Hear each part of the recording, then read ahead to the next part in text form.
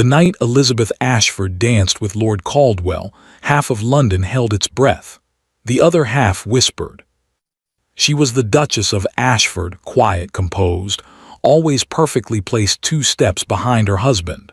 No one had ever seen her do anything unexpected. No one had ever expected her to. But that night, in the candle-lit grandeur of Heartfelt House, Elizabeth stepped forward instead of back. She placed her gloved hand in the hand of the one man her husband despised above all others, and she smiled. By midnight, the Duke of Ashford had lost his title deed, his reputation, and the only woman who had ever truly protected him, without either of them knowing it. This is not a story about a woman who fell apart. This is a story about a woman who was already in pieces, and chose, for the first time in her life, to put herself back together. Elizabeth Ashford had learned very early in her marriage that the trick to surviving a loveless life was to find beauty in small things. The way morning light fell across the breakfast table, the smell of the garden after rain, the particular silence of a house not yet awake when she could sit by the window with her tea and pretend, just for a few minutes, that the world belonged to her. She was 26 years old. She had been married for 4 years, and she had been invisible for every single day of them. It had not always seemed that way. When James Ashford, the Duke of Ashford, had first come to her father's drawing room, Elizabeth had believed, as every young woman of her position was trained to believe, that a good match meant a good life. He was handsome. He was powerful. He spoke to her with a kind of careful attention that she had mistaken at the time for interest. Her father had been delighted. Her mother had wept with relief. Elizabeth had told herself that warmth would come in time. It did not come. What came instead was a house that ran like a fine clock and felt as cold as one. What came was a husband who was never unkind, never cruel, never anything you could hold up in front of a room full of people and say, "Look, this is wrong." He simply was not there, not in any way that mattered.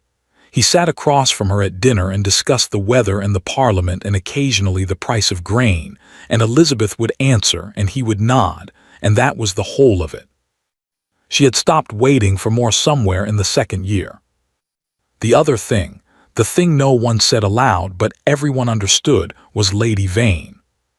Cecilia Vane was a widow of 30, clever and beautiful in the way that made rooms rearrange themselves around her. She wore red when other women wore cream. She laughed too loudly and was forgiven for it because the laugh was genuinely wonderful. And she had been, for as long as Elizabeth had been a duchess and likely longer, the true companion of the Duke of Ashford. Elizabeth was not supposed to know. That was the agreement, unspoken and absolute, that governed the lives of women in her position. You did not know. You did not ask. You maintained the house and bore the name and appeared at the correct events on the correct arm, and you did not, under any circumstances, make a scene. Elizabeth had never made a scene. She had seen them together at the theater once, before she was his wife. A flash of recognition she hadn't understood at the time. She understood it now. She had watched Lady Vane move through their shared social world with the confidence of a woman who knew exactly what she had and what she didn't need to fight for. And Elizabeth had watched herself shrink, incrementally, year by year, until she sometimes wondered if anyone would notice if she simply stopped attending things altogether. They probably wouldn't. The night of the Heartfelt ball had begun no differently than any other. Elizabeth had dressed carefully, a gown of deep midnight blue, her mother's pearls at her throat. Her maid, a quiet girl named Bess who had been with her since before the marriage, had arranged her dark hair with 2 small pearl pins and told her she looked lovely. Elizabeth had thanked her and meant it as the small thing it was. The Duke had not seen her before they left. He had been in his study. There was always something in the study: letters, accounts, meetings with men whose names Elizabeth had stopped trying to remember. She had waited in the entrance hall for 11 minutes. She had counted before he appeared, already pulling on his gloves, already looking past her at the footman holding his coat. "You're ready," he said, not a question, not a compliment. "Yes," Elizabeth said. The carriage ride to Hartwell House took 20 minutes. They did not speak. Elizabeth looked out the window at the London streets, at the lamplight pooling gold on wet cobblestones, at the couples walking close together under the same umbrella. And she thought, as she sometimes allowed herself to think in the dark, where no one could see, that she was very, very tired. Not unhappy, exactly. She had made a kind of peace with unhappy.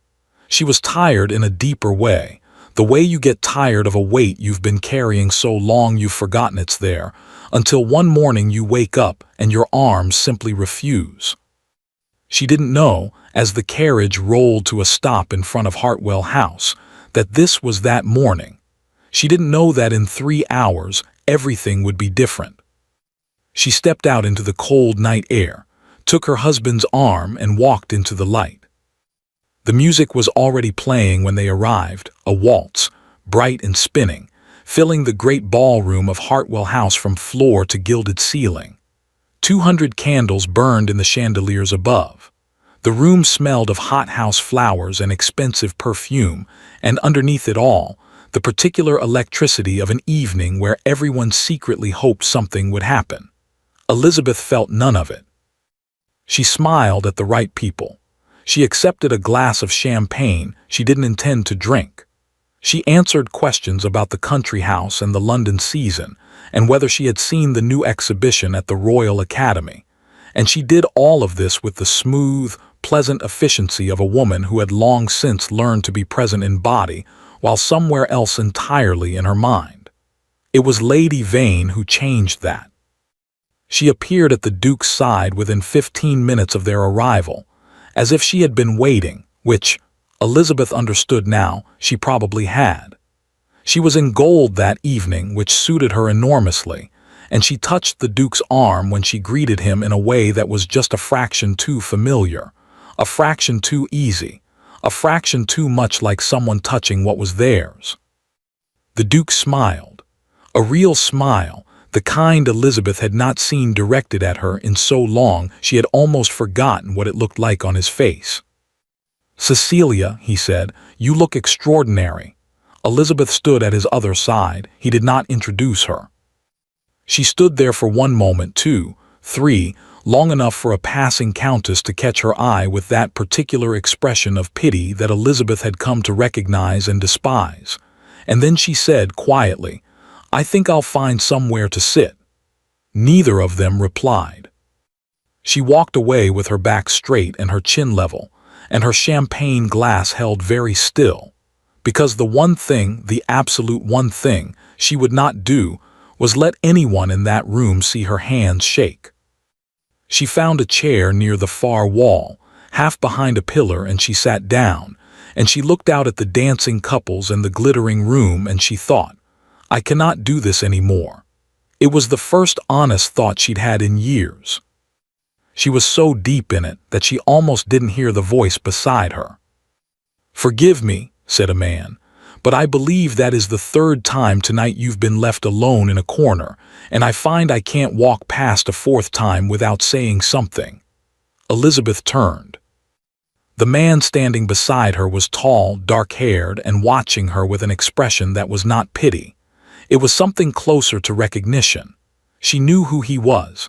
Everyone knew who Lord Caldwell was, and she knew with absolute certainty that her husband would be furious. For the first time in 4 years, that didn't feel like a reason to say no. It felt like a reason to say yes. Lord Caldwell's reputation preceded him the way a storm precedes itself. You felt it before you saw it. In every drawing room, at every dinner table, in every quiet conversation behind every carefully held fan, the name Caldwell carried weight. He was 32, unmarried, and possessed of the kind of fortune that made people forgive him for things they would not have forgiven anyone else. He was said to be ruthless in business. Brilliant, some said. Dangerous, said others. The kind of man you wanted on your side and feared having against you. He was against the Duke of Ashford. Had been for years. The particulars were the sort of thing men discussed in clubs over brandy, and women were never meant to hear.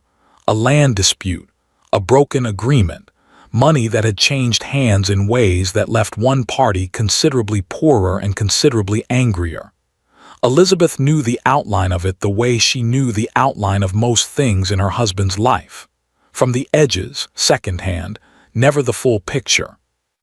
What she knew was this: James Ashford despised Lord Caldwell, and Lord Caldwell, by all appearances, returned the feeling with considerable interest. Which made the man now standing beside her chair, looking at her with calm, unhurried attention, extremely dangerous company. Elizabeth understood this perfectly. She took his hand anyway. He led her to the floor with the easy confidence of a man who had never once doubted his right to be somewhere, and Elizabeth, who had spent 4 years doubting her right to be everywhere, found that quality both foreign and, in this moment, rather steadying. The waltz began. He was a good dancer, better than James, who had always held her with a slight stiffness, as if the proximity were a formality to be endured. Caldwell held her correctly, properly, nothing that could be remarked upon, but there was nothing stiff about it. He moved like someone who was actually present in the room. Elizabeth couldn't quite remember the last time she danced with someone who was actually present. "You know who I am," he said. It was not a question. "Of course," Elizabeth said, "Lord Caldwell." "And you know what your husband thinks of me." "I do. And yet here you are." "And yet here I am," Elizabeth agreed. Something shifted in his expression, not quite a smile, but the shadow of one. Appreciation, perhaps, for the directness. Most women in her position would have pretended the whole thing was an innocent accident, a chance encounter, nothing meaningful.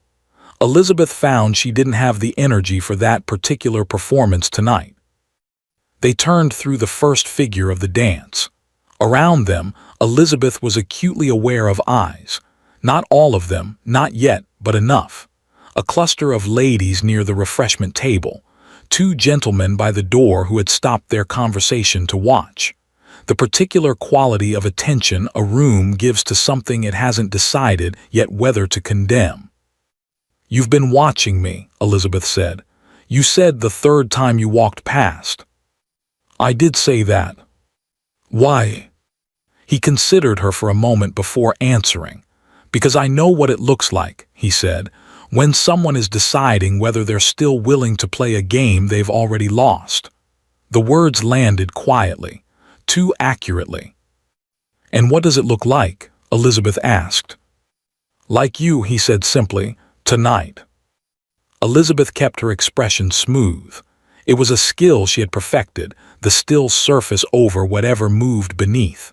But something about the plainness of his answer made it harder than usual. He wasn't flattering her. He wasn't performing concern. He was just telling her what he saw. She wasn't sure anyone had done that in a very long time. "You didn't come to ask me to dance out of sympathy," she said. "I'd rather know the real reason." Another almost smile. "No," he agreed, "not sympathy." "Then what?" He guided her through a turn before he answered. When he spoke, his voice was lower, not quite private but close to it, meant for her alone. "I came because you looked like a woman who had nothing left to lose tonight, and in my experience, those are the most interesting conversations at any party." Elizabeth looked at him steadily. "That's a very honest answer." "I find honesty is more efficient in the long run." "My husband would disagree with you." "Your husband," Caldwell said, with a particular evenness, "disagrees with me about a great many things." The music swelled around them. Across the ballroom, Elizabeth did not look for James. She had spent 4 years tracking where her husband was in every room, the way a ship tracks a lighthouse, not out of love but out of necessity, out of the need to anticipate, to adjust, to never be caught off guard. Tonight she kept her eyes on Caldwell's face and let her husband be wherever he was. It felt extraordinary, like putting down something heavy, like the first breath after a long time underwater. "Tell me something," Caldwell said. His tone had shifted slightly, still easy, but with something underneath it now. A careful attention. "The Ashford accounts, the northern properties." Elizabeth blinked. The shift was abrupt, from the personal to the precise, and she felt it like a change in temperature. "What about them?" "They've been managed through Harwick and Sons for the past 3 years. Is that still the arrangement?" Yes, I believe so." She frowned slightly. "Why would you ask me that?" "Because your husband changed solicitors 14 months ago," Caldwell said, watching her. "But only on certain documents, specific ones, the kind that wouldn't normally come across a wife's attention." Elizabeth felt something quiet and cold move through her. "How do you know that?" "Because," Caldwell said, "2 of those documents have my name on them, and the signature beneath my name is not one I ever gave." The music continued.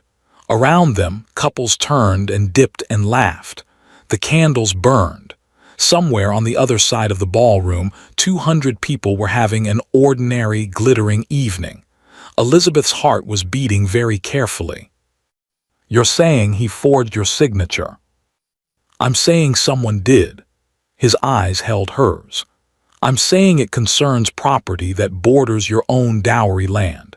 And I'm saying that the man most likely to benefit from the arrangement is currently standing across this room, paying no attention whatsoever to his wife." Elizabeth said nothing. Her mind was moving quickly, too quickly, sorting through things, conversations half heard, papers glimpsed and then removed, her husband's particular tension whenever she'd mentioned the northern estate. She had told herself it was business, men's business, the kind she wasn't supposed to ask about. "Why are you telling me this?" she said finally.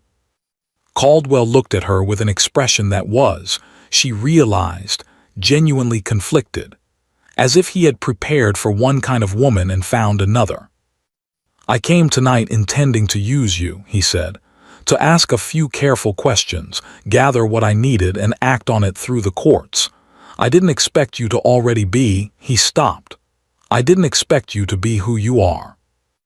"And who am I?" "Someone who deserves to know," he said quietly, "what has been done in your name." The waltz ended. The final note hung in the air for a moment, and then the room erupted in the gentle noise of applause and movement and voices resuming. Elizabeth and Caldwell stood still in the middle of it. She became aware, in a distant way, that they had been watched, that people had noticed, that this would be talked about. She found she could not make herself care. "The documents," she said, "do you have them with you?" Something in his expression shifted, surprise, she thought, and something that might have been respect. "I do," he said. "Then I think," Elizabeth said, with a steadiness she did not entirely feel, "that you had better show me." She didn't know, as she followed Lord Caldwell toward the quieter corridor off the east wing, that her husband had finally noticed where she was. She didn't know that James Ashford had gone pale under his careful composure, that Lady Vane had put a hand on his arm and he had shaken it off, that he was already moving through the crowd toward her with the particular purposeful stride of a man who had, for the first time in a long time, remembered he had a wife. Too late. She was already gone. The corridor off the east wing was quiet in the way that large houses are never fully quiet, distant music seeping under doors, the occasional burst of laughter from the ballroom, the soft tread of servants moving through the back passages. But compared to the heat and noise of the party, it felt like stepping into another world entirely. Elizabeth stood near a window that overlooked the garden, the cold glass at her back, and watched Lord Caldwell draw a folded document from inside his coat. She had followed a man she didn't know into a private corridor at a party where half of London society was watching. She was aware of how this looked. She was also aware that she had stopped caring about how things looked sometime around the 3rd year of her marriage, and had simply not acknowledged it until now. He held the document out to her without preamble. She took it. The paper was good quality, legal weight, the kind used for official transactions. She unfolded it carefully. The candlelight in the corridor was dim, and she had to tilt the page slightly to read, but she was a thorough reader, always had been, and she read every word before she looked up. "This transfers mineral rights," she said. "From the Caldwell Northern parcels to," she stopped. "Read the line again. To a holding company, Ashford Holdings." "Yes." "And this signature." She looked at it carefully. The name was written with a particular flourish she didn't recognize, too large, too confident. "This is meant to be yours." "It is meant to be mine," Caldwell said. "It is not mine." Elizabeth folded the document along its original creases. Her hands were steady. She was rather proud of that. When was this filed? 14 months ago. And again, a second document, different parcels, 8 months after that. He produced a second paper. "This one concerns the boundary land, the strip that runs between my eastern fields and your dowry property." Elizabeth took the second document. "Read it." Set both papers carefully on the narrow side table beside her as though they were perfectly ordinary things, and not, in fact, evidence that her husband had been committing fraud. "He needed money," she said. "It wasn't a question." The pieces were settling into place with a grim, inevitable logic. The new solicitors, the tension around the estate accounts. A conversation 2 years ago when she'd asked about the northern properties and James had said, pleasantly, dismissively, that it was being reorganized. Nothing she need concern herself with. Nothing she need concern herself with. "He has debts," Caldwell said. "Significant ones. The kind a man accumulates when he lives beyond what his estate can comfortably support and is too proud to acknowledge the gap." A pause. "And when he has other expenses." The other expenses. Lady Vane in her gold dress draped across James's arm. Elizabeth did not let her expression change. "How long have you known?" she asked. "I discovered the first document 9 months ago. It took time to verify, to build a case that would hold."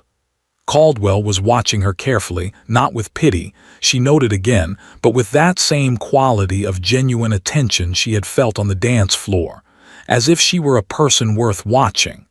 "I have been waiting for the right moment to move. And tonight is the right moment.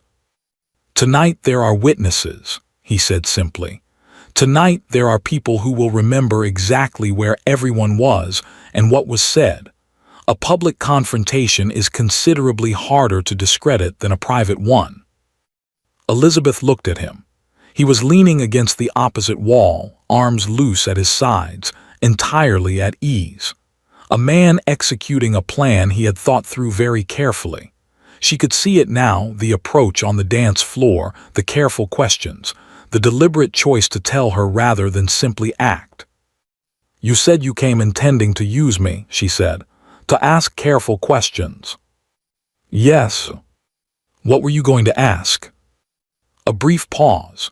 "Whether the second document had ever crossed your desk, whether you'd signed anything related to the boundary land without fully understanding what you were signing. It's been done before, a wife's signature obtained under the guise of routine household papers." Elizabeth felt something cold move through her. "And if I had signed something?" "Then you would have been implicated," Caldwell said. "Whether your husband intended that or not." He held her gaze. "I needed to know which way it stood before I acted." The music from the ballroom filtered through the walls, muffled and golden. A waltz was beginning, someone else's waltz, someone else's uncomplicated evening. "But you didn't ask," Elizabeth said slowly. "You told me instead." "You told me instead of using me as a source," she pressed. "You came to gather information and you gave it instead. Why?" Caldwell was quiet for a moment. When he spoke, his voice was measured, but there was something underneath it that hadn't been there before. "Because you looked at me on that dance floor," he said, and you asked me the real question instead of the polite one, and I found I couldn't." He stopped, began again. "I have spent 9 months building this case with considerable care. I have not in that time spent much energy thinking about what it would mean for you. Tonight I found I could not avoid it." Elizabeth studied him. This man who was her husband's enemy, who had come to this party with a plan, a pocket full of damning documents, and, apparently, an inconveniently functional conscience. "What happens now?" she asked. Caldwell said, "I return to the ballroom. I present the documents to Ashford directly in front of witnesses, and I inform him that the matter will be referred to the courts in the morning unless he agrees to sign over the boundary land tonight, which is all I actually want. The mineral rights parcel I intend to pursue through proper channels regardless." He paused. "What happens to him after that depends largely on how foolish he decides to be about it." Elizabeth absorbed this. "And me?" "You are not part of my case," he said. "You never were. Nothing in those documents touches you." "But I am his wife. Whatever happens to him—" "Whatever happens to him," Caldwell said carefully, "will be the consequence of what he chose to do, not what you chose to do. Those are different things. Even the law understands them as different things." Another pause, quieter. "Though I recognize the law's understanding and lived experience are not always the same." It was, Elizabeth thought, an unexpectedly precise observation for a man who was supposed to be simply her husband's adversary. She looked at the documents on the side table. 4 years of marriage, 4 years of silence and adjustment, and the careful management of a life that had never quite fit. 4 years of standing 2 steps behind a man who had, it now appeared, been systematically dismantling the very ground she stood on while she held her champagne glass and smiled at the right people. She thought about her dowry land, the boundary strip. Her mother had left her that land, not much, in the grand scheme of Ashford wealth, but hers. Specifically, deliberately hers. Her mother had been a careful woman who had understood exactly the kind of marriage her daughter was being sent into, and had done the one small thing within her power to make sure Elizabeth always had something that could not be taken, except it nearly had been. Something settled in Elizabeth's chest. Not anger exactly, though anger was there, quiet and clean and clarifying. Something more like the feeling of a compass finding north after a long time spinning. "I want to be there," she said. Caldwell looked at her. "When I confront him." "Yes." "That will cause a scene," he said. "People will talk. They are already talking about the dance, if you are present when—" "They have been talking about me for 4 years, Elizabeth said. "They have been watching me not notice things I noticed and not say things I thought and not react to things that would have broken a less well-trained woman.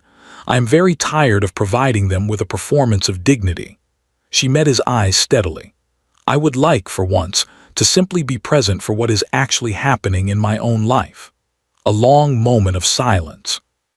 Then Caldwell straightened from the wall, picked up both documents from the side table, and held out his arm. "Then come," he said.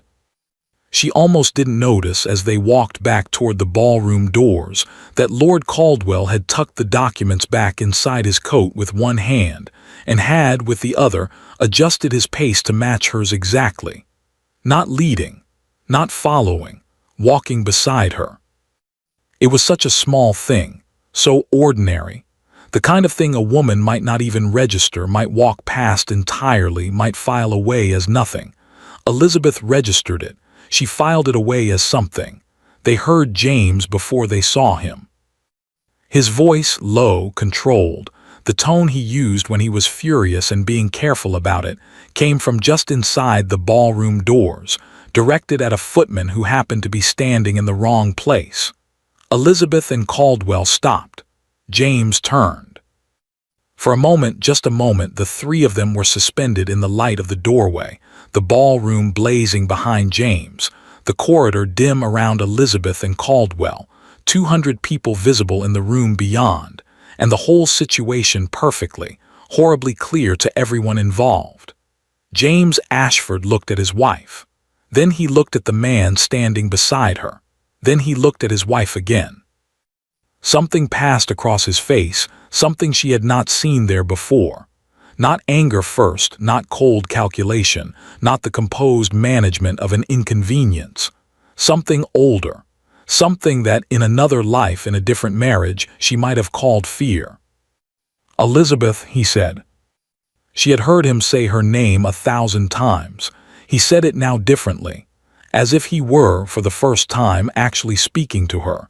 She let the silence hold for one beat. Two.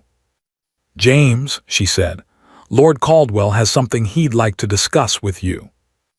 And she watched her husband's face as he understood, with absolute clarity, that whatever had been about to happen to him had just become considerably worse. James Ashford was a man who had always known how to manage a room. It was perhaps his greatest skill, greater than his management of the estate, greater than his political connections, greater, certainly, than his management of his marriage. He could walk into any gathering, read its currents in 30 seconds, and position himself precisely where he needed to be. He knew when to speak and when to be silent. He knew how to make a problem disappear before it became visible. He looked at his wife standing beside Lord Caldwell in the doorway of the East Corridor, and he knew, with the cold, immediate certainty of a man whose greatest skill had just failed him, that this problem was already visible. "We should speak privately," he said. His voice was even. It cost him something to keep it that way. "I don't think that will be necessary," Caldwell said pleasantly. "What I have to say is quite straightforward. This is not the place. I find it's a perfectly adequate place." Caldwell's tone was agreeable, unhurried, the tone of a man with all the time in the world and every advantage in the room. "Unless you'd prefer to have this conversation at the courthouse tomorrow morning, I'm entirely flexible." A muscle moved in James's jaw. Elizabeth watched it. She had seen that particular tension 100 times, at dinner when the accounts were worrying him, in church when a neighboring landowner he disliked appeared in the next pew, but she had never understood what it meant until tonight. It meant he was calculating. It meant the pleasant surface of him was working very hard to hold. Around them, the ballroom continued.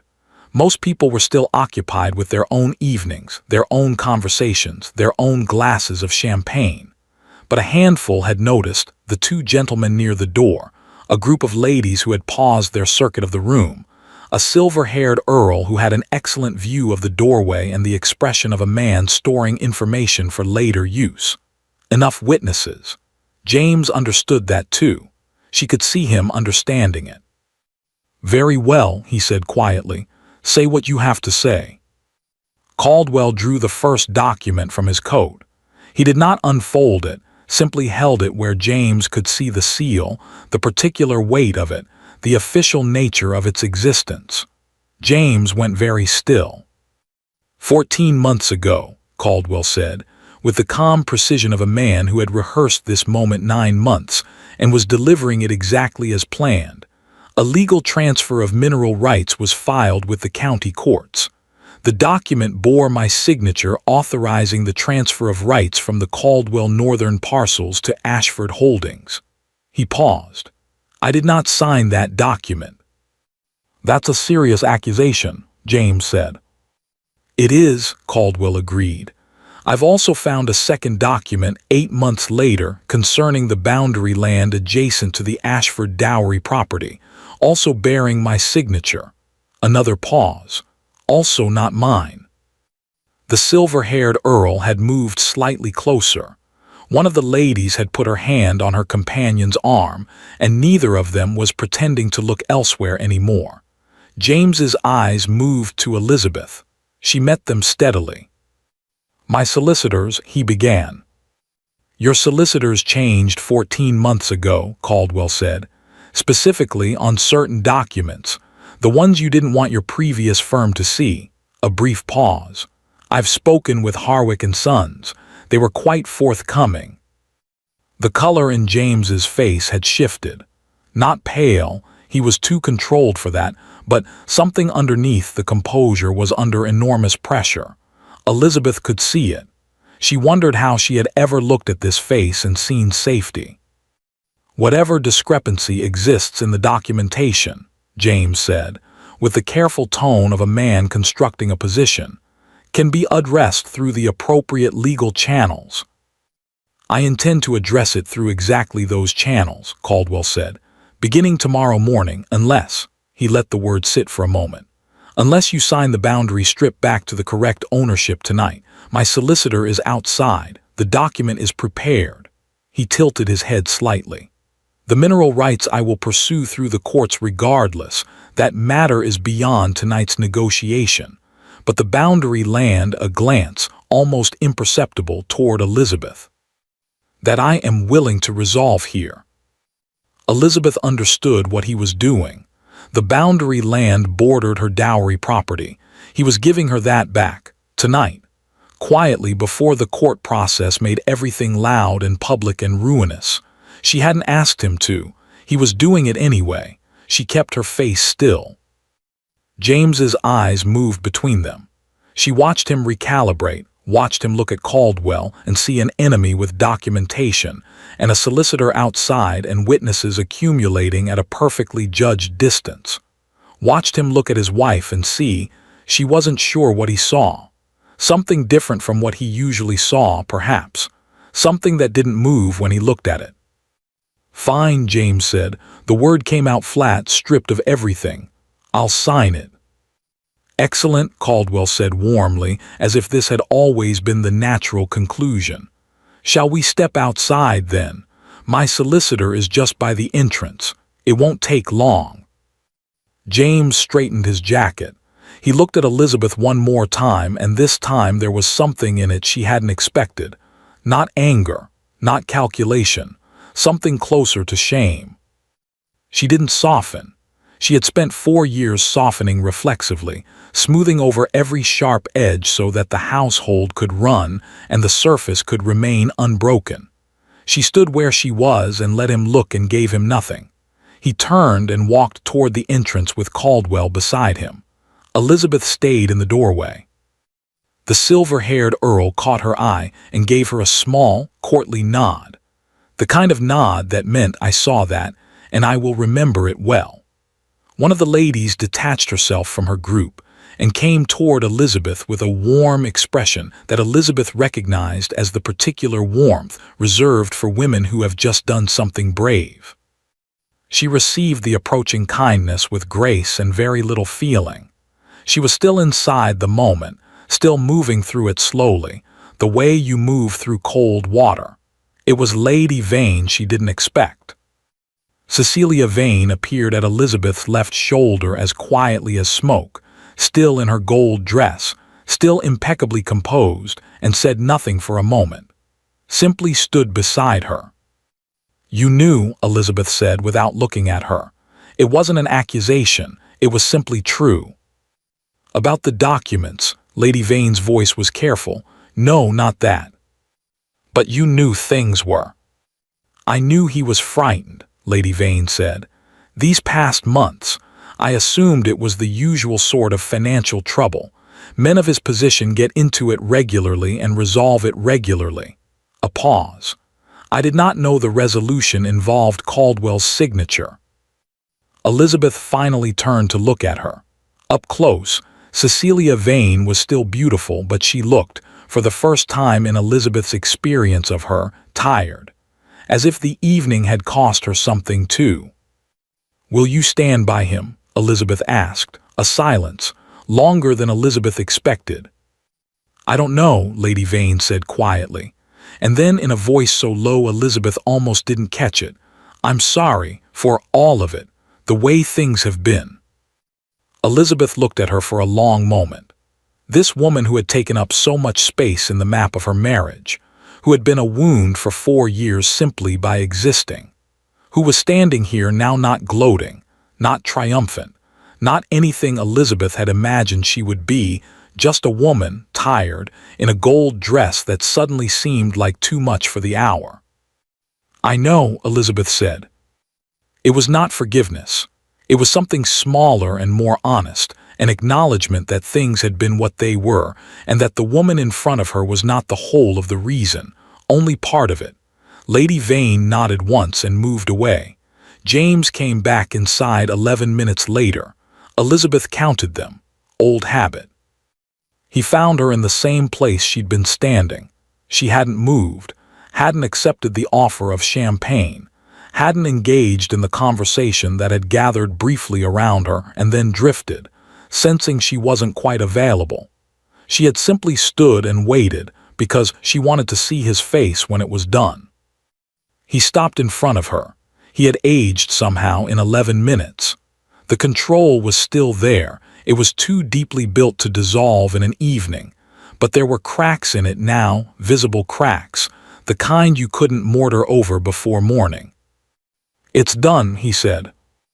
"I know," she said. He looked at her. The ballroom light fell across him, and she thought, not with cruelty, simply as an observation, that she could see the man he might have been if he had made different choices. There were traces of it. A quality around the eyes, something in the set of his mouth when he wasn't managing anything, that might have been, in another version of events, someone worth knowing. He hadn't chosen to be that man. She hadn't been enough reason, apparently, to try. "Elizabeth," he said. His voice had that quality again, the different quality, the one that said her name as if it actually meant her. She waited. She was quite curious what he would say. She thought perhaps he was too. "I have not been," he stopped, started again. "There are things that should have been." He couldn't finish it. The machinery of 4 years of careful non-communication couldn't produce the words quickly enough, and the words, she suspected, wouldn't have been adequate even if they'd come. She saved him the struggle. "I know," she said for the second time that evening. "I have known for a long time, James." He flinched, very slightly, almost nothing, she saw it. "What will you do?" he asked. It was the right question, she thought. The only honest one available to him at this point. Not a plea, not a justification, just the plain acknowledgement that she was going to do something, and that it was hers to decide. "Tonight," she said, "I'm going to ask for my carriage and go home." He waited. "And after that," she said, "I will let you know." She held his gaze for one more moment, long enough to let him feel the full weight of the not knowing, the way she had felt the weight of too many things for too many years, and then she turned and walked away. She did not look back. Behind her, she heard James say her name once more, quietly, too quietly to be anything except genuine. But she was already moving through the crowd, and the music was already swallowing the sound, and she found that she could, quite simply, keep walking. Lord Caldwell caught her at the entrance, before the footman brought her wrap. "Your carriage?" he asked. "Yes." "Are you," he paused, "are you all right?" It was such an ordinary question, such a human, uncalculated question, from a man who had spent the evening being several steps ahead of everything. She looked at him and saw that he meant it simply, without architecture. "I don't know yet," she said honestly.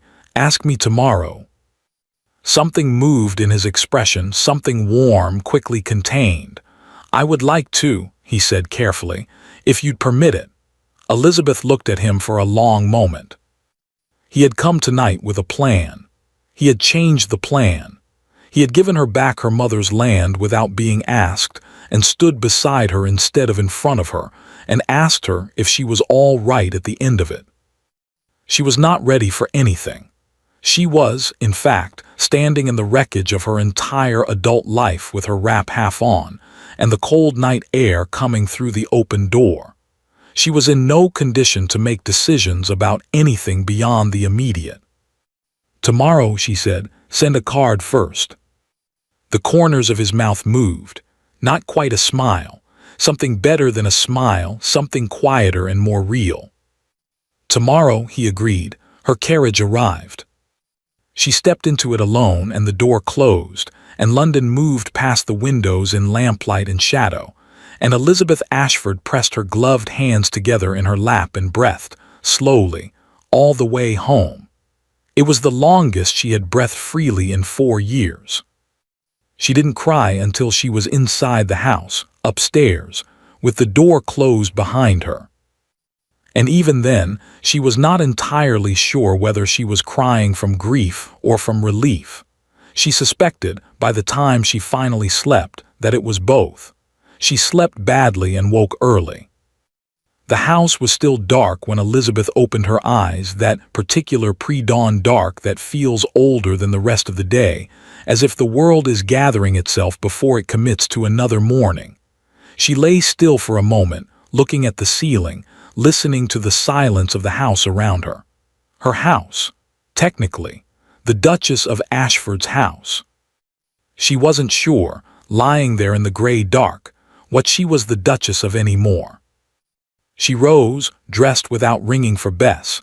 She wasn't ready for another person yet, even a kind one, and went down to the small sitting room off the morning room that she had made over 4 years, into the one space in the house that felt genuinely hers. She had chosen the curtains herself. The reading chair by the window was positioned exactly where she wanted it. The books on the shelf were her books, not decorative ones selected by a housekeeper for their spines. There was a small writing desk in the corner where she kept her correspondence, and a tin of the particular tea she liked that James had always found too strong. She made the tea herself and sat in the chair and watched the garden slowly appear as the light came up, and she let herself think. She had been not thinking for 4 years. Carefully, skillfully not thinking, redirecting herself away from conclusions she didn't want to reach, smoothing over realizations before they fully formed, maintaining the pleasant functional surface of a life that worked on paper. She had been so practiced at it that she hadn't noticed she was doing it anymore. Last night had made not thinking impossible, so she thought. She thought about James, not about last night, not about the documents and the confrontation and the particular look on his face when he came back inside, but about before. About the early months of the marriage when she had still been trying. The dinners where she had prepared interesting conversation topics and he had answered in monosyllables. The evenings she had waited in the drawing room and he had not come. The one night 8 months in, when she had gone to his study and knocked and asked plainly whether something was wrong between them, and he had looked at her with that careful, composed expression and said that everything was quite all right, and she had believed him because she had needed to. He hadn't been cruel. She kept returning to that. He had never shouted at her, never belittled her in company, never done any of the things she knew other husbands did. He had simply been absent. Absent in every way that mattered, while present enough in all the ways that were visible that no one outside the house would have seen it. And she had made herself small enough to fit the space he left. That was the thing she kept arriving at, turning it over in the gray morning light. Not his failure, her compliance. The 1,000 small accommodations she had made, year after year, shrinking and adjusting and smoothing until she had become so reduced that she had nearly disappeared entirely and hadn't even fully registered the loss. She was so deep in this that she almost missed the knock at the front door. It was barely 7 in the morning. Far too early for a card from Caldwell. He had said tomorrow, which she had understood to mean a civilized afternoon hour. She heard the butler move through the entrance hall, heard the low exchange of voices, and then Bess appeared in the doorway of the sitting room with an expression Elizabeth couldn't quite read. "There's a gentleman, ma'am," Bess said. "A Mr. Fenwick. He says he has an appointment with the Duke, but—" She hesitated. "He says if the Duke is indisposed, he was instructed to speak with you. He says it's regarding your father's estate." Elizabeth set down her teacup very carefully. "Show him in," she said. Mr. Fenwick was a small, neat man of about 60, with the slightly apologetic air of someone accustomed to delivering information people would prefer not to have. He sat across from Elizabeth in the sitting room, his hat balanced on his knee, and explained himself in the careful, measured tones of a solicitor who had been holding a difficult thing for a long time and was relieved at last to put it down. He had been her father's solicitor, not her husband's, her father's.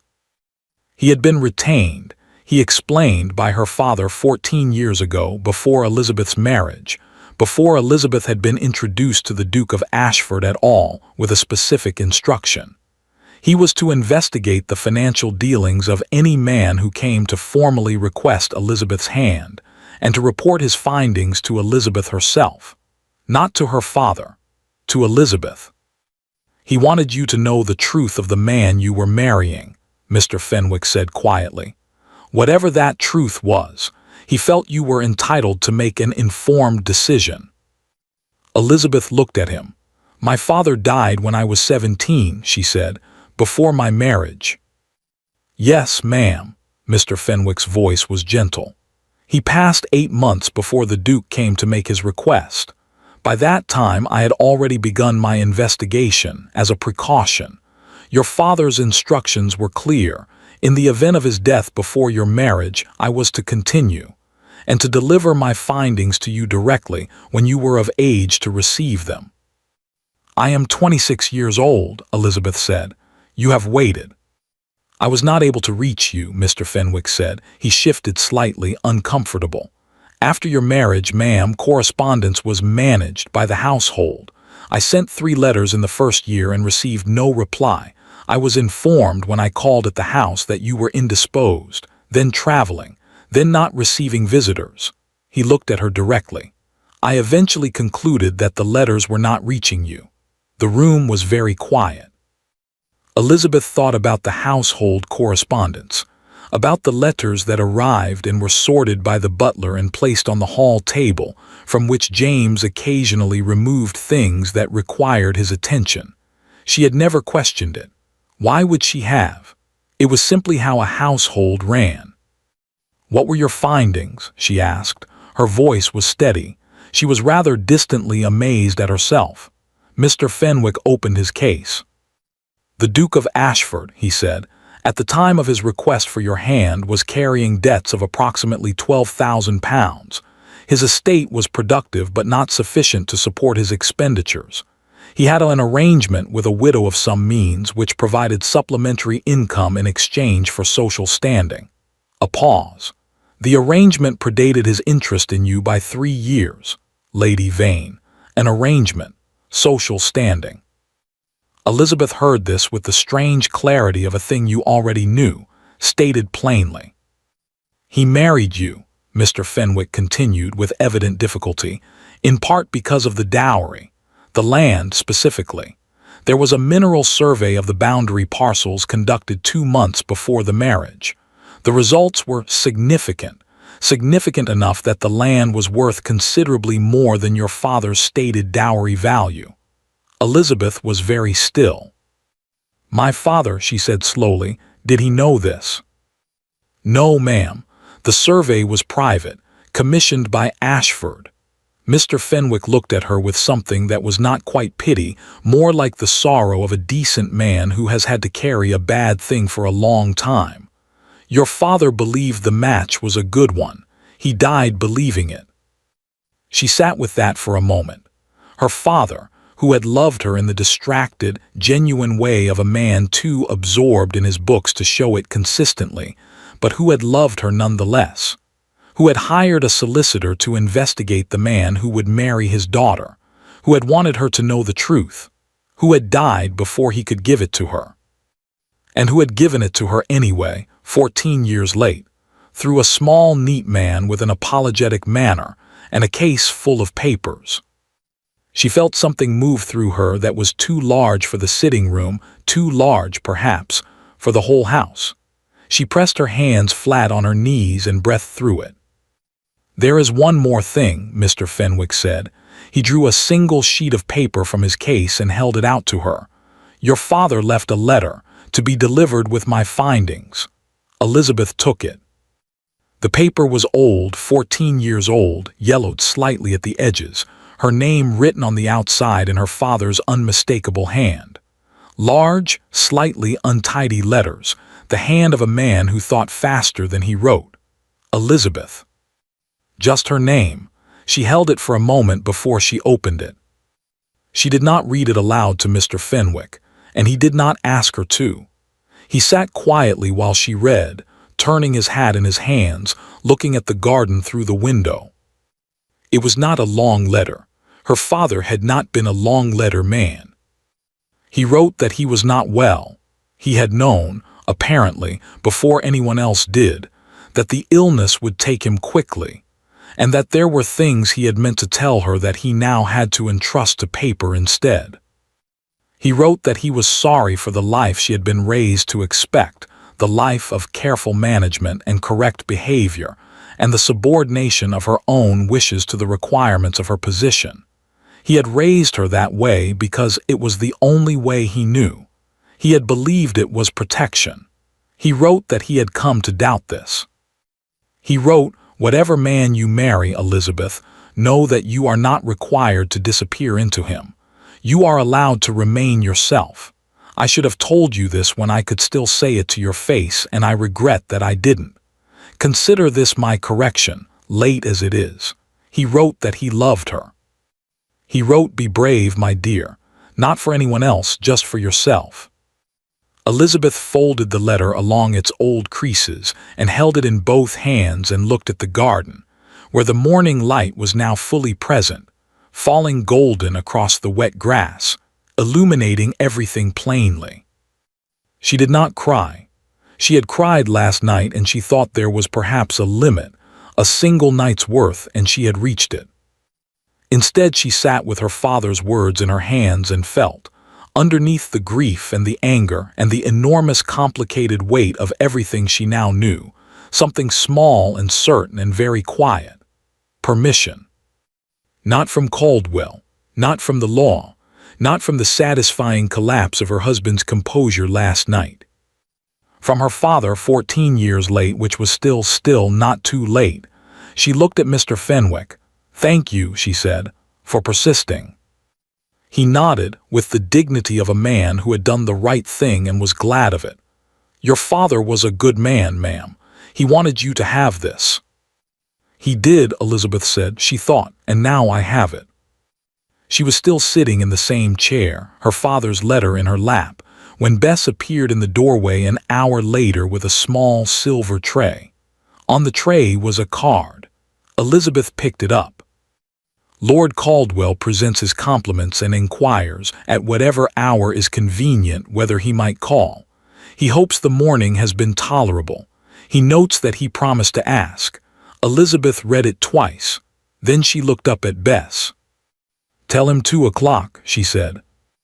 Bess's expression, carefully neutral as always, but with a warmth underneath that Elizabeth knew well after 4 years, shifted very slightly towards something that was almost a smile. "Yes, ma'am," she said. Elizabeth set the card on the table beside her father's letter. 2 very different things, written by 2 very different men arriving on the same morning, one a reckoning, one a beginning. She sat for a while longer looking at them both and let herself feel fully, without management, without reduction, exactly how much had changed in the space of a single night. Then she rang for breakfast. She was, she realized, genuinely hungry. It had been some time since she'd noticed that. Lord Caldwell arrived at 2 o'clock precisely.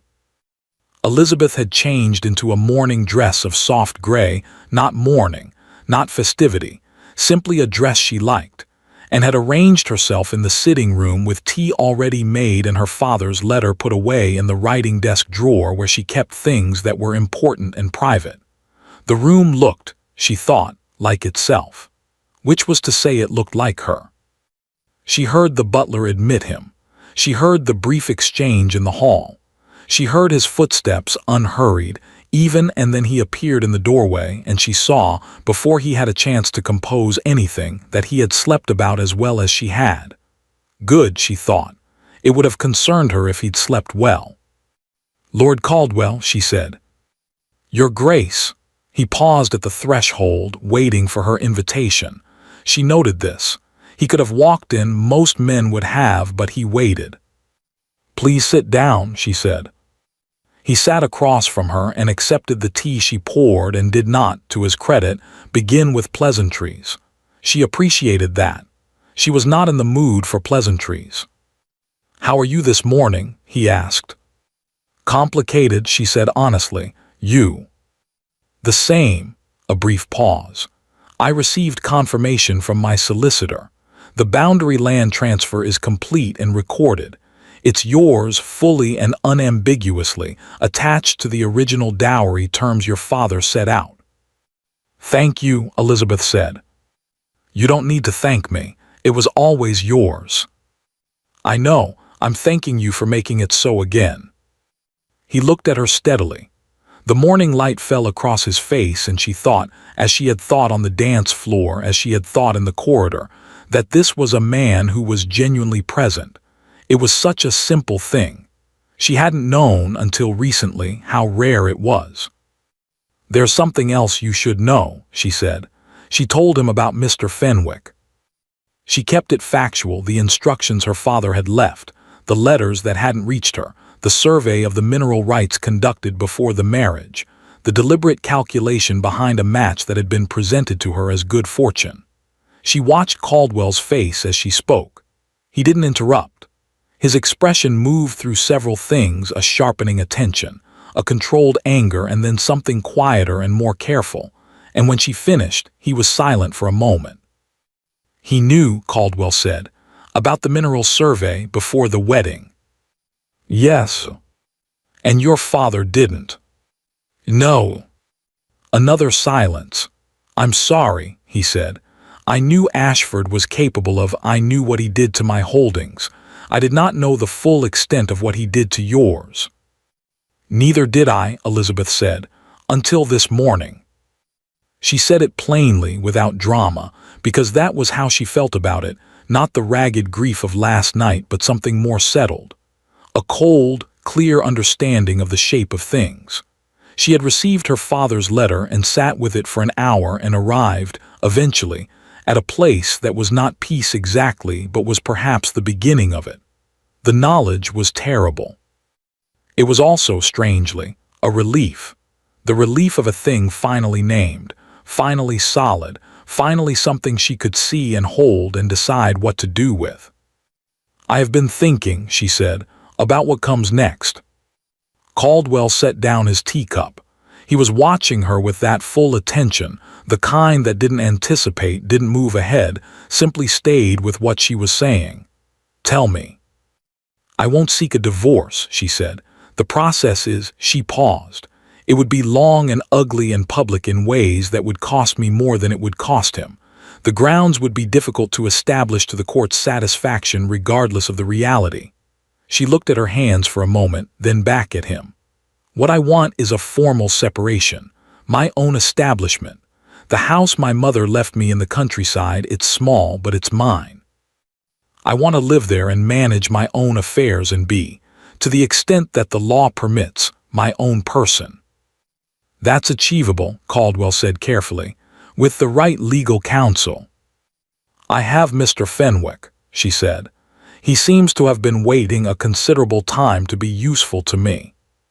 Something moved in Caldwell's expression, the almost smile she was beginning to recognize, the one that was quieter and more genuine than a full smile. "He has, I think, earned that opportunity." Elizabeth nodded. "As for the courts, the mineral rights, the fraudulent documents, I will be a witness if that is what's needed. I won't be invisible in this." She said it without heat, as a simple statement of fact. "Whatever he did it in my name, on my land, using my position. I am entitled to stand in the room where it is addressed." "You are," Caldwell said, "and your testimony will matter." "Good." A small silence settled between them, not uncomfortable. The fire in the grate made its small sounds. Outside, London went about its mourning. Then Caldwell said quietly, "And us?" Elizabeth looked at him. He met her eyes steadily, no performance in it, no calculation. Just the question, honest and direct, asked by a man who had apparently decided that whatever this was deserved a plain name. She had thought about this too this morning. She had sat in her chair with her tea and her father's letter, and thought about Lord Caldwell with the same honest, unflinching attention she had given to everything else. She had thought about the dance floor and the corridor, and the way he had walked beside her rather than in front of her. She had thought about his face when he'd asked if she was all right. She had thought about the card this morning. He notes that he promised to ask, and the particular quality of a man who keeps small promises. She had also thought about the fact that she was a woman in the wreckage of her first marriage, standing at the beginning of a life she had never been permitted to imagine for herself, and that the very last thing she needed was to walk immediately from one man's story into another. She was not ready. She also thought quietly, honestly in the privacy of her own mind, that she might eventually be. I think, she said carefully, that I need to learn first what it is to make my own choices, without structure, without someone else's requirements determining the shape of my days. She held his gaze. I have never done that. I went from my father's house to my husband's house, and I have always been positioned, arranged. I would like for a while to simply be. Caldwell was quiet for a moment. That seems entirely reasonable, he said. It may take some time. I have time, he said simply. She looked at him. You're very certain. I am, he said. About this particular thing, yes. A pause. I'm not asking you to decide anything today, Elizabeth. I'm asking you to know that when you are ready, if you are ever ready, I am not going anywhere. She heard her name in his mouth, not Your Grace, not Mrs. Ashford, not any of the titles that had been hung on her like borrowed clothing, just Elizabeth, said as if it were simply her, as if she were simply a person, as if that were enough. It was, she thought, a rather remarkable thing to feel. All right, she said, then that's where we are. That's where we are, he agreed.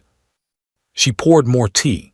He accepted it, and they sat for another half-hour in the quiet sitting room with the morning light moving across the floor, and talked about entirely ordinary things, his estate in the north, the particular difficulty of the court process ahead, the book she had been reading, which he had also read and had opinions about, and it was, Elizabeth thought, the most natural conversation she had had in 4 years. Perhaps longer. 3 days later she spoke to James. He had been staying in the house. There had been nowhere else for him to go in the immediate aftermath, and Elizabeth had not asked him to leave because she was not yet in a position to ask him anything, and she knew it. They had moved around each other carefully, like two people navigating a space that had recently been rearranged, occupying different rooms at different hours, communicating through the household staff with the civilized distance of people who have agreed, without saying so, to wait. She called him to the sitting room at 10 in the morning. He came promptly. This, too, she noticed. He had always been slightly late in the old life, not rudely, just with the easy unpunctuality of a man who assumed his time mattered more than others. He was not late now. He looked worse than he had at the ball. The composure was still there, but thinner, worn down at the edges. He sat across from her and waited, and for once, the waiting was his.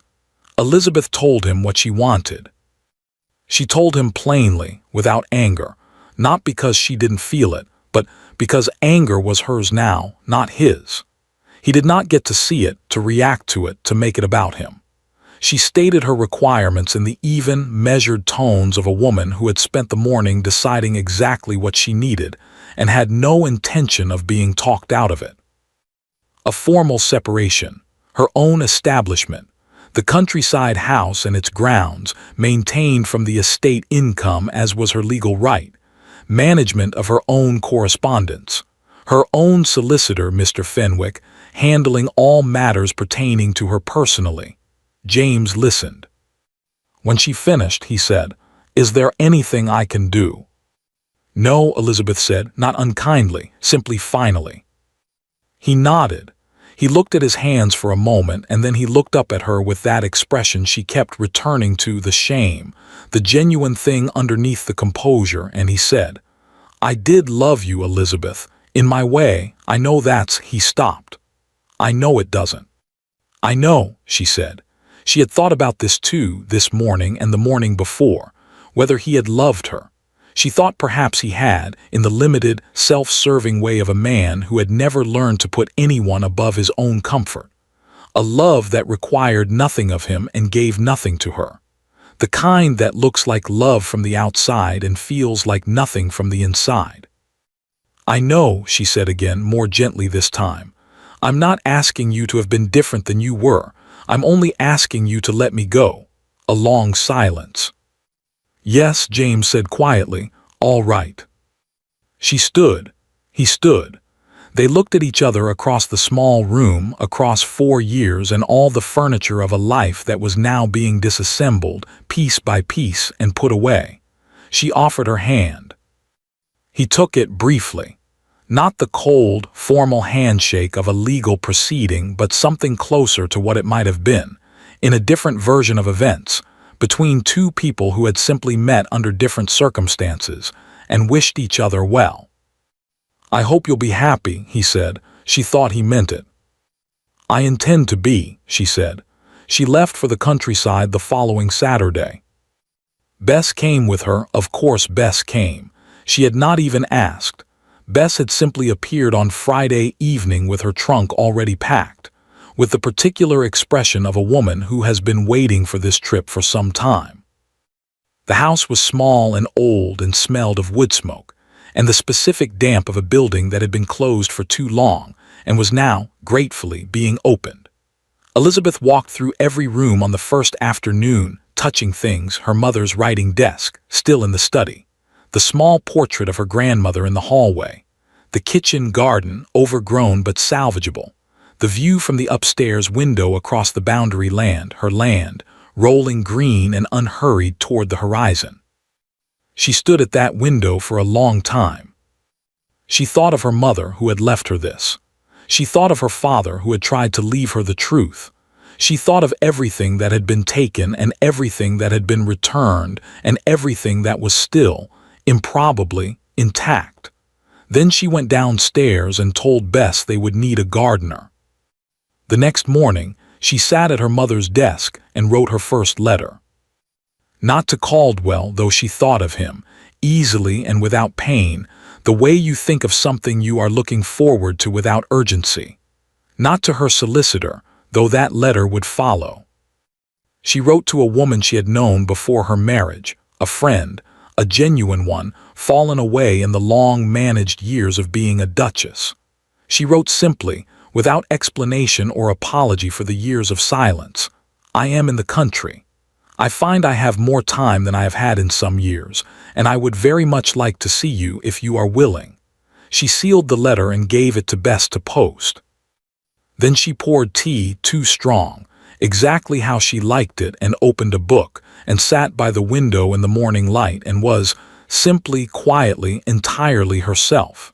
It was not a dramatic moment.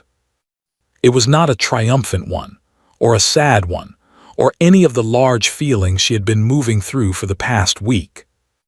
It was just a woman in her own house, on a morning in early spring, reading a book. Elizabeth Ashford thought that she had never, in all her life, felt so thoroughly well. Spring came to the countryside the way it always does, quietly at first, then all at once. One morning the garden was bare and gray, and the next, or so it seemed, there were snowdrops along the south wall and something green and insistent pushing through the kitchen garden beds that Elizabeth had spent the autumn clearing and the winter planning and was now, with considerable satisfaction, watching come to life. She had learned this year that she enjoyed gardening. This had surprised her. She had no memory of enjoying it before, but then she had had no garden before, not one that was hers to decide about, to rearrange, to let go wild in one corner and tend precisely in another according to no system but her own preference. It turned out that preference, when you were finally permitted to have it, revealed itself in unexpected places. She had also learned that she enjoyed silence. Not the silence of Ashford House, that had been the silence of absence, of a space too large for the life being lived in it, a silence that pressed and accumulated and reminded you constantly, of what wasn't there. This was different. This was the silence of a house that was exactly the right size, filled with exactly the right things, occupied by a person who had chosen to be there. She sat at her mother's desk most mornings, writing. Letters mostly. She had more correspondence now than she had had in the entirety of her marriage, which was perhaps an indication of something. Her old friend had come to stay in October and had stayed for 3 weeks and left saying she would return in summer, and Elizabeth had felt, watching the carriage go, the specific warmth of a friendship resumed rather than merely remembered. Mr. Fenwick had been busy on her behalf through the autumn and winter. The court proceedings against James had moved at the stately pace of all legal proceedings, which was to say slowly and with considerable paperwork, but they were moving. The outcome was not yet certain, but Mr. Fenwick was quietly confident, which Elizabeth had come to understand was his version of certainty. The separation had been formalized in November. Elizabeth had signed the papers at Mr. Fenwick's office on a Tuesday afternoon, with Bess waiting outside in the carriage and a light rain falling on the London streets, and she had felt signing her name to the end of her marriage, not devastation or triumph, but simply the clean, definitive feeling of a door properly closed. She had taken herself to tea afterwards, alone, at the window table of a small establishment near the solicitor's office. She had ordered cake as well as tea because she had wanted it, and no one had been there to suggest she shouldn't. It had been excellent cake. James Ashford, by all accounts that reached her, and some did, through the ordinary channels of a connected world, was not prospering. He had retreated to the smaller of the estate properties after the separation, the London house having become, she understood, financially difficult to maintain. His reputation had suffered the particular damage that attaches to a man revealed not as a villain, but as something less dramatic and more contemptible. A cheat, a coward, a man who had mortgaged his wife's inheritance to pay for his own comfort and called it business. Lady Vane had married a baronet from Shropshire in January. Elizabeth had heard this and felt, examining herself honestly, almost nothing. A faint relief, perhaps, for the baronet, who presumably knew what he was getting, or for Lady Vane, who had seemed, on that last evening at the ball, like a woman who was tired of what she had and might do better with something different. Elizabeth wished her, with complete sincerity, whatever happiness she was capable of. That was all. She had thought in the first months that she would spend more time being angry, that the knowledge of everything that had been done, the survey, the forgeries, the managed correspondence, the systematic reduction of her life to fit around a man's convenience, would sit in her like a stone, weighing each day. Sometimes it did.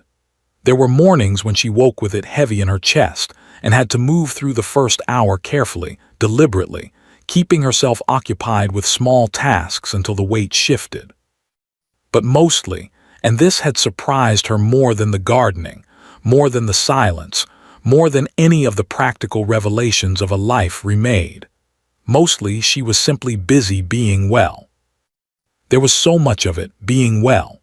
It turned out to require considerable attention and generated in return considerable satisfaction.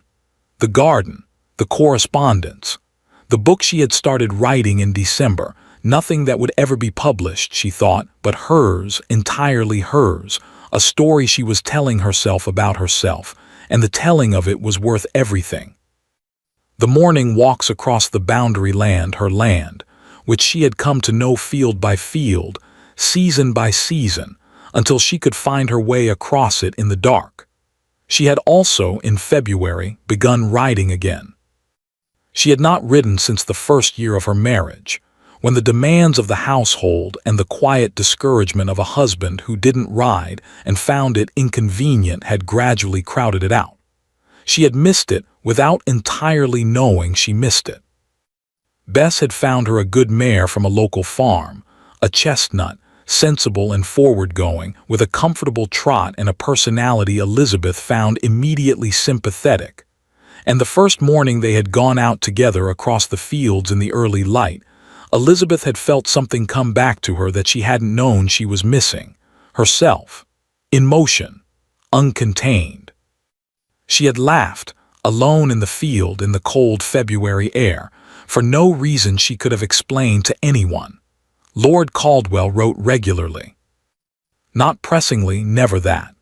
He had understood or had chosen to understand, or both, that what she had asked for in the sitting room last spring was real and not merely polite, and he had given it to her with a consistency that she had come to recognize as characteristic of him. He did what he said he would do. He kept small promises. He did not crowd. His letters were good letters. This had not surprised her. She had suspected he would write well, but they were better than she'd expected. He wrote about the estate and the court proceedings and books he was reading, and occasionally something he had seen on a walk that he found worth describing. He wrote without demands. He wrote as one person to another, as if the correspondence were its own thing, worth having regardless of what it might or might not lead to. She wrote back, at first briefly, then at greater length as the year accumulated and she found she had more to say. She told him about the garden, about the mare, about her friend's visit in October, about the book which she hadn't told anyone else about and which she mentioned to him in a letter in January as if it were a small thing, and then regretted mentioning, and then felt oddly glad she had when his reply came back simply saying, "I'm glad you're writing it. I would like to read it someday if you permit. There is no rush. There is no rush." She had read that line several times. He came in April. She had invited him, a proper invitation, written deliberately, on a Tuesday morning when the garden was full of new growth, and she had been sitting at her mother's desk and had known, with the same quiet certainty she was coming to trust in herself, that she was ready. Not for everything, not for the large decisions, the future arrangements, the complicated practical questions of what two people did when they found themselves in this particular kind of situation, not for any of that yet. But for him here, in her house, over tea in the sitting room as a person she was genuinely glad to see, that she was ready for. He arrived on a Wednesday, having driven from London. She met him at the door herself. She had told the butler not to bother, and the first thing she noticed was that he was smiling.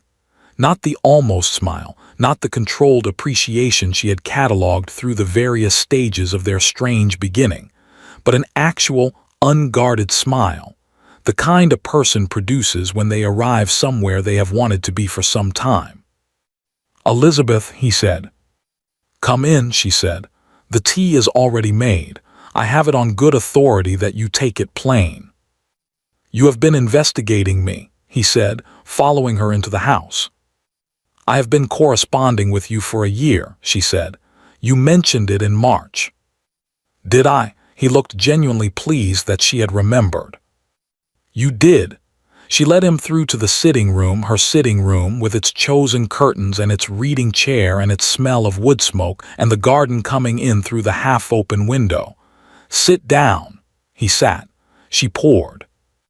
Outside, the garden moved in a light wind. The roses she had planted along the south wall in autumn were showing their first small leaves, and the apple tree at the back was in full blossom, white against the blue April sky. "It's lovely," Caldwell said, looking out the window. "Yes," Elizabeth said, "I made it." He turned from the window and looked at her with that full attention, that genuine, unhurried, fully present attention, and she thought, sitting across from him in her own sitting room on a Wednesday in April, that this was perhaps the simplest happiness she had ever felt. Not the happiness of rescue, not the happiness of triumph. Just the happiness of a morning that belonged entirely to her, with a person she had chosen, in a life she was building, one deliberate day at a time. "I've been thinking," she said. "Tell me," he said. The same words as a year ago in this same room on a different morning, but everything else had changed. She looked at him steadily. "I'm not yet ready for arrangements, formal ones, the things people will expect and ask about and have opinions on." A pause. But I am ready to stop treating this as something that might happen and start treating it as something that is happening, if you're willing." Caldwell set down his teacup. He looked at her with an expression she had not seen before, not the almost smile, not the careful attention, not any of the versions she had catalogued. Something simpler than all of them. "I have been willing," he said, "since the moment you took my hand on the dance floor." Elizabeth looked at him for a long moment. Then she said, "I know, that's rather why I invited you." And he laughed, a real laugh, uncontrolled, genuinely delighted, and she laughed too. And outside the apple tree was in blossom, and the garden was growing, and the spring light fell through the window across the room she had made her own. And Elizabeth Ashford, who had once been perfectly invisible, was present in every possible way. She had chosen it, all of it, every single part. There is a particular kind of happiness that comes not from being found, but from finding yourself. Elizabeth had spent years waiting to be seen.